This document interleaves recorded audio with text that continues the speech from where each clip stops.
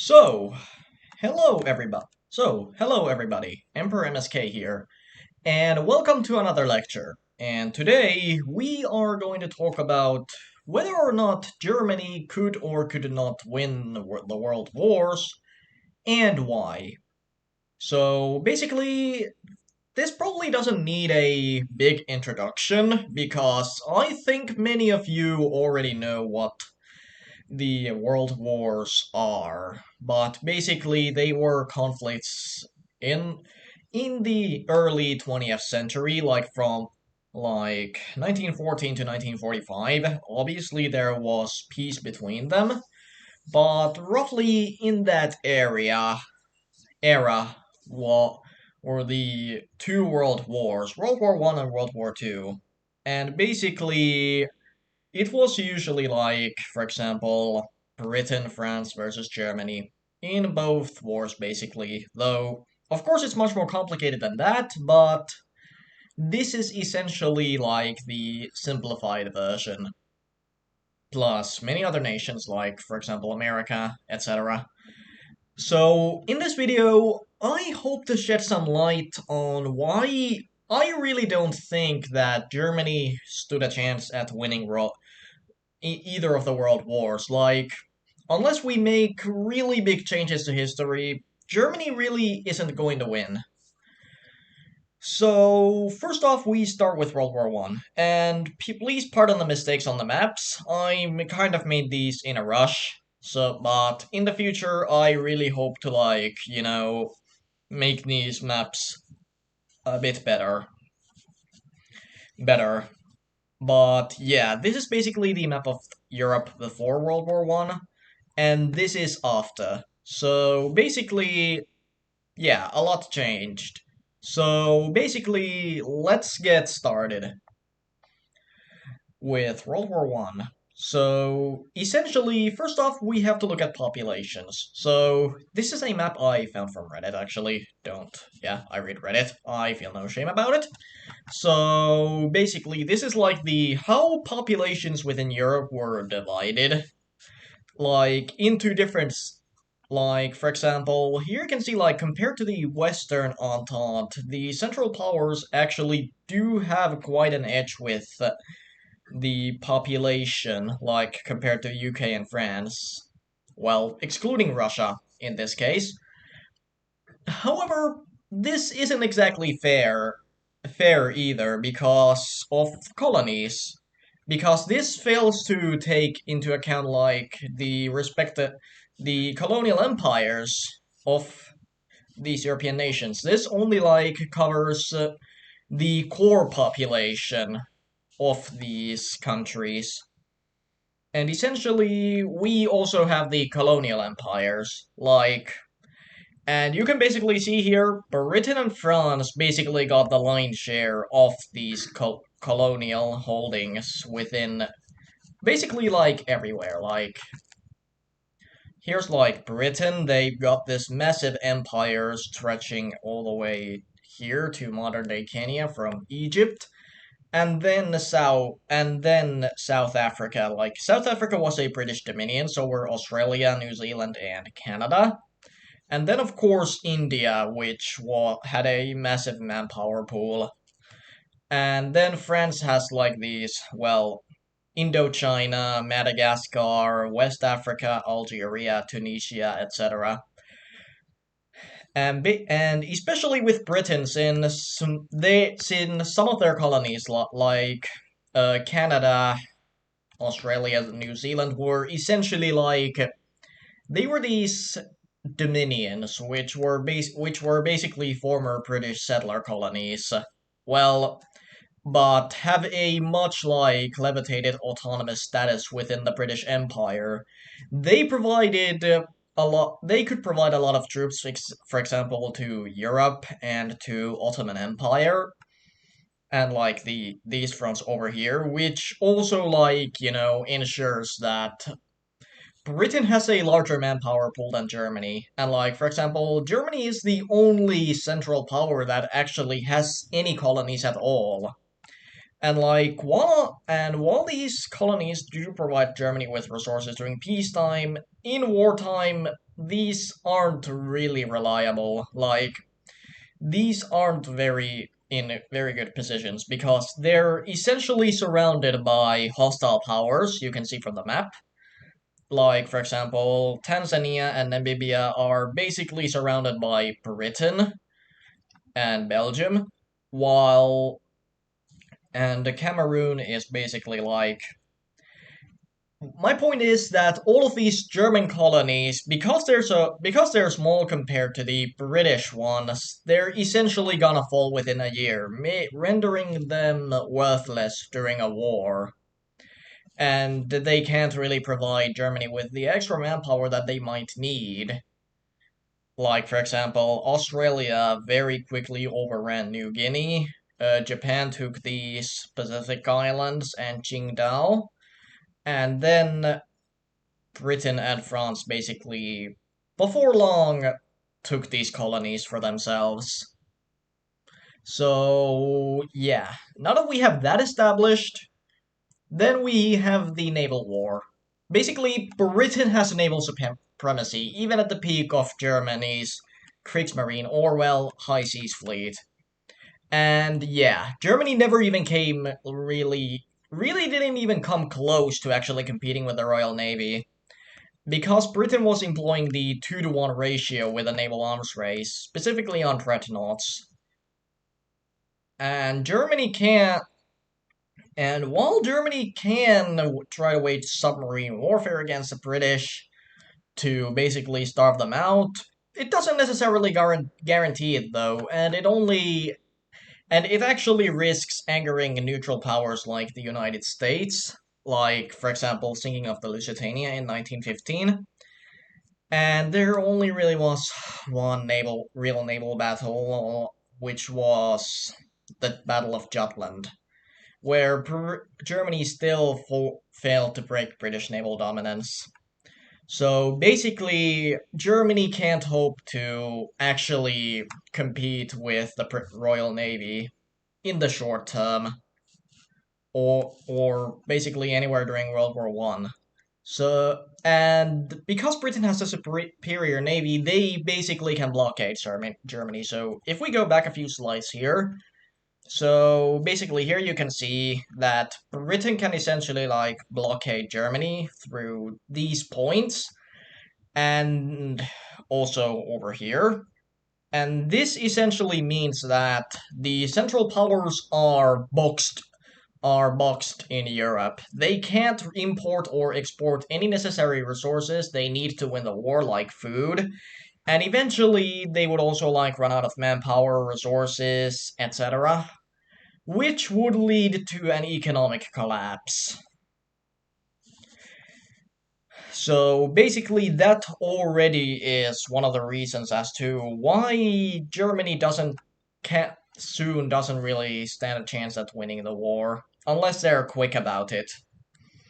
And then the land war. Well, Schlieffen plan failed, which was and God damn it, Germany fails to force France to surrender quickly, which was the Schlieffen plan's whole idea. Like you can see, like invading through Luxembourg and Belgium to here, which then basically results in a stall in the front line.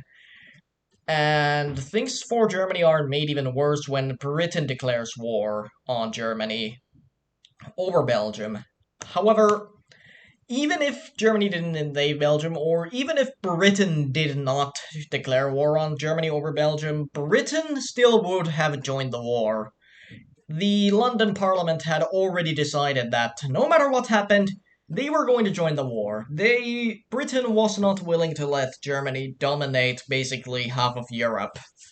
So, yeah, Britain would join the war even without Belgium.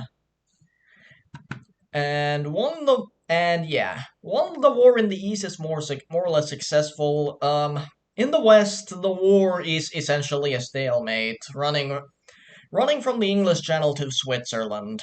And basically, Germany tries many things to break this stalemate, but it doesn't really work out in the long term. And for the longest time, Germany just essentially like they they just are barely gain any ground, and they just kind of it's just a sitting duck game for a while. And not only that, but Entente actually manages to put pressure on Germany by essentially opening up new fronts. Like, for example, in 1915, they get Italy to join the war in Europe. Like you see here, they basically open up front in the Alps and basically which also puts pressure on the already really not really strong Austria-Hungary. In the Middle East, when Ottomans join, the Entente basically starts pushing them back after the Ottomans fail to take the Suez Canal, and of course there are the Arab Revolt. And of course, the Ottomans also have to deal with the Arab revolts, which were encouraged by the British. So basically, both of these empires, Austria-Hungary and Ottoman Empire, are really weak, and basically at the end of the war, they collapsed. And then in 1917, the Entente got Greece involved too, and they managed to open up a new Balkan front, which basically means that they managed to in 1918 they pushed through the first dominoes, which also leads to the collapse of Bulgaria. And yeah, even without like American intervention, Germany would eventually collapse. Like even with all of their new territories they get from the east, like the Baltic states, Ukraine, Poland, they still have to use a lot of men to like garrison these areas.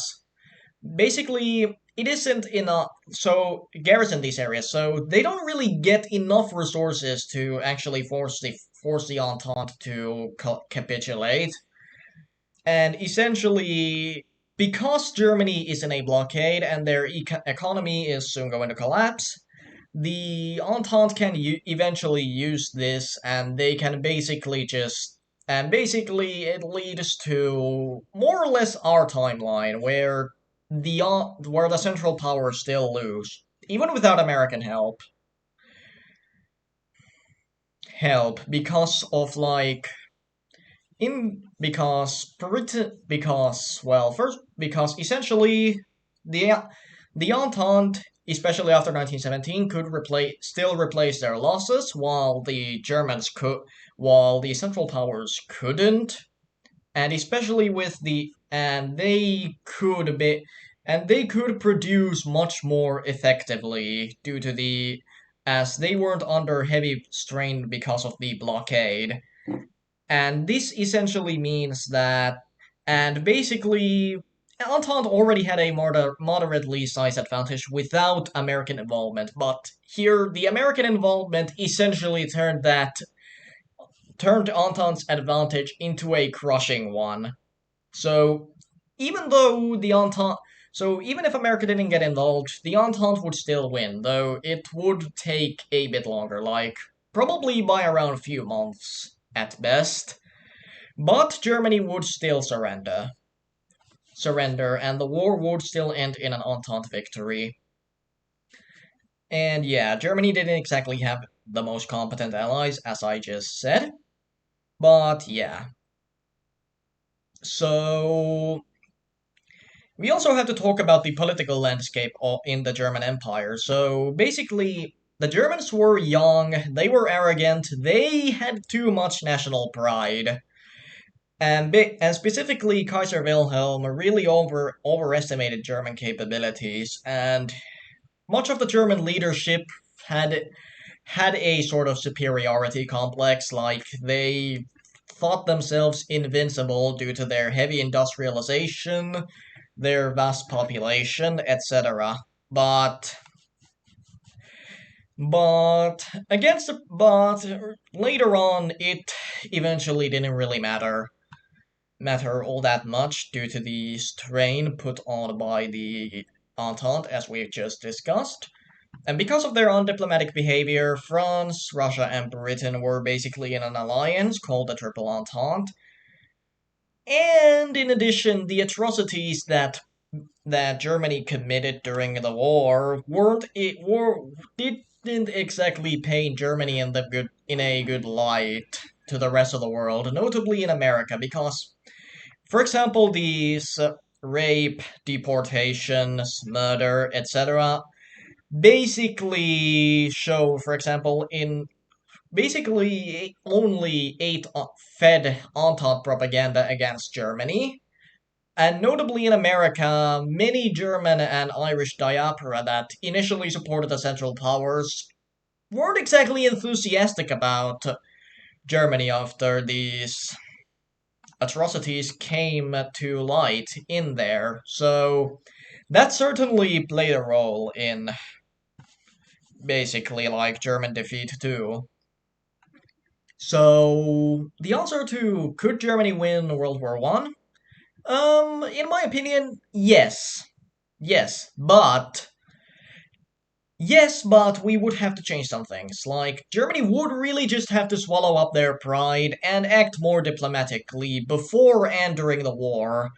And this includes, for example, by not committing atrocities, not actively stoking the flames of Europe, flames within Europe to which would lead to World War One, and essentially not anger so many people during and before the war, which would sway the public opinion against Germany and the Central Powers. However, that's not really in character for the Kaiserreich either. So that's kind of something that needs that. Yeah, I don't know what to say about that, but yeah, that's basically it. So next off, we have World War II. I think this is the more known conflict, considering how many movies and how well it is depicted in like movies, etc. But yeah, so let's discuss. Could Germany win World War II? So first off, we first once again start from the population comparisons. And here you can see basically here's the British Empire, Soviet Union, America. Basically the big three of Churchill, Roosevelt slash Truman, and Stalin. Basic who were the main leaders of the Allied countries during World War II. And basically they all three of them and basically you can see that compared to like Japan, Germany, Italy, who were the main Axis powers of World War II, but compared to them, the Allies have a huge advantage against these three. And once they basically mobilize themselves into a full war effort, yeah, you know what will happen. Uh, will happen. Basically, they have a much larger manpower pool where they can replace their losses, while the Axis powers eventually can't. Especially since they still have to use a lot of resources to like supervising their occupied territories within Soviet Union and Western Europe and the Allied colonies, whom the Japanese didn't exactly treat. Well, they treated them worse than the Europeans ever did. So yeah. And then we go to the Navy. So basically, early on, Britain still has naval supremacy, and one which is only intensified when America joins the war in 1941. And so basically, and this time Germany is even in an even worse naval position than they were in World War One. And basically, it would take Germany possibly even decades to actually build a navy to such a size that they can actually compete with the Royal Navy alone. So, with World War One time frame, no, they can't do that. And basically, because Britain still has superiority, they still blockade Germany, which means that Germany can't get as much resources as they initially would be. Their only hope is to trade with, for example, the Soviet Union, which is made impossible after Operation Barbarossa. And basically and while Britain still has its vast colonial empire, where they can basically get resources from India and other places, specifically India. Like, India is a huge resource and manpower pool for Britain, like, in many ways. And basically, while India didn't exactly like the British, they still would prefer them to, for example, the Japanese or the Nazis. At least that's what the public opinion is. But India did gain independence right after World War Two. So yeah. And basically, Germany's best chance to win the war is basically Blitz Creek, or rapid success and outmaneuvering your opposing armies before they even realize what's going on. And while this is a great strategy to employ in a short-term war, it isn't reliable. Like, in the short term, it absolutely works. You basically just are faster than your enemy is, and you basically ensure that you win. But in the long term, uh, it doesn't really work out if you get stalled. Like, for example, in the Soviet Union, it was like World War II was a long-term war, and for a long-term war, Germany was not really prepared like at all, and their economy was not prepared for a long-term war. Even if they total even if they did commit even when they did commit to like war economy and total mobilization, etc. They really underestimated the capabilities of their enemies, like the Soviets, the British, etc. And that's one of the things that led to Germany's downfall in the first place.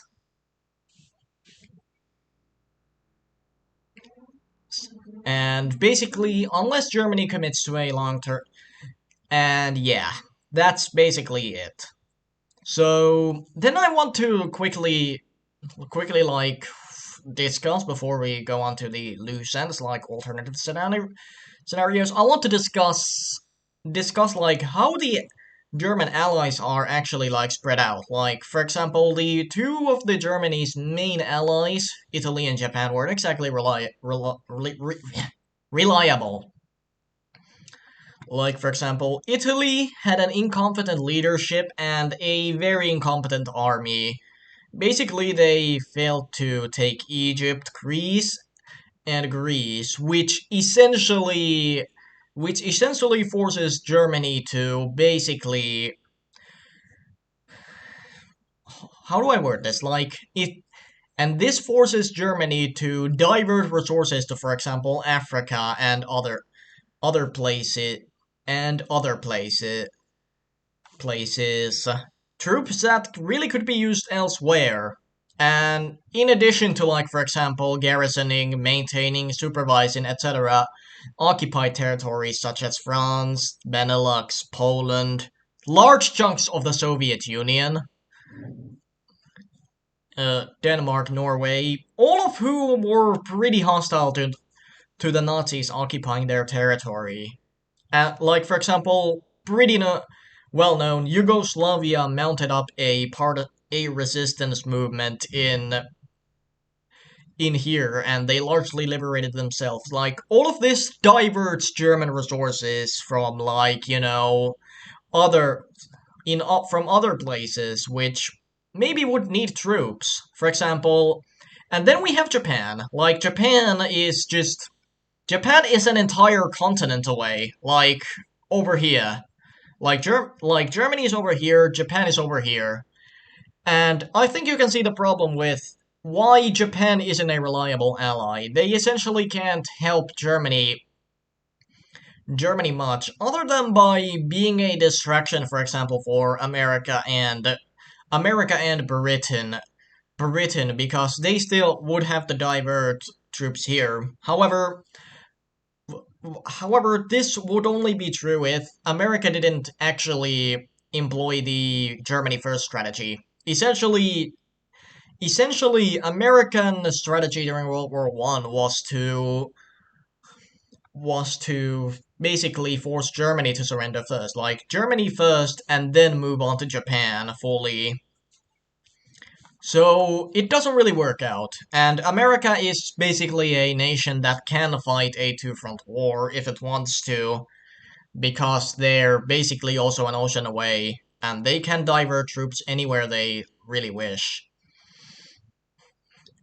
Same with, and Britain has a large colonial empire, and their dominions basically provide them, and their dominions basically also can basically commit to their own defense. So then I want to discuss some loose ends, like alternate scenarios, which, for example, in Hearts of Iron 4 mods, such as the New Order, etc., are used to make Germany win World War II, or then people just bring them up a lot. So first off, Operation Sea Lion. Basically, why didn't Germany just invade Britain during World War II? Like, after France falls, why didn't Germany just force Britain to surrender? Or if Britain refused to surrender, why didn't they just invade? Commit to, like, invading Britain? Well, the simple answer is Germany couldn't do that. Either of them. Like, Britain surrendering is much more realistic. However, Churchill was extremely committed to defeating Germany in World War II. Like, for example, to like World War. Well, Churchill was committed to World War II, and he absolutely refused any peace deal the Germans would offer. And basically, that brings us to the invasion. And yeah, very simply, it wasn't a possibility. Even if Germany does commit to like bombing strategic targets like ports, airfields, etc. in Britain, that doesn't guarantee Operation Sea Lion to happen because Britain can because bombs, while they do a lot of damage onto airfields, etc., Britain could still theoretically, technically, like restore them to a good enough condition so that they can be used, even if they can't be perfectly restored. And yeah, there still is the Royal Navy to worry about. Like Britain has naval supremacy over the English Channel, and basically any troops that try to cross the channel are most likely sunk, or the ones that do land in, for example, Dover, are basically turned into target practice for the home guard. And even if they land paratroopers, and even if paratroopers are landed, they also essentially are trapped without any supply, and they basically just get either killed or captured. Same with any lands that troops that do make a beachhead to, say, Dover, Portsmouth, or Brighton. Like, I'm sorry, but Operation Sea Lion really isn't a possibility. So next off, what if Germany just took Moscow? Like, in many of the German commander memoirs, they also talk about, like, if Germany had just taken Moscow, the war in the East would have been over. But I disagree. Stalin would not surrender over losing Moscow. Like, Stalin was also extremely committed to defeating the Germans in World War II. Like, basically, he wasn't going to let Operation Barbarossa slide. Like, Soviet leadership would evacuate Moscow to another Soviet city, let's say like Kazan or Stalingrad, Novosibirsk.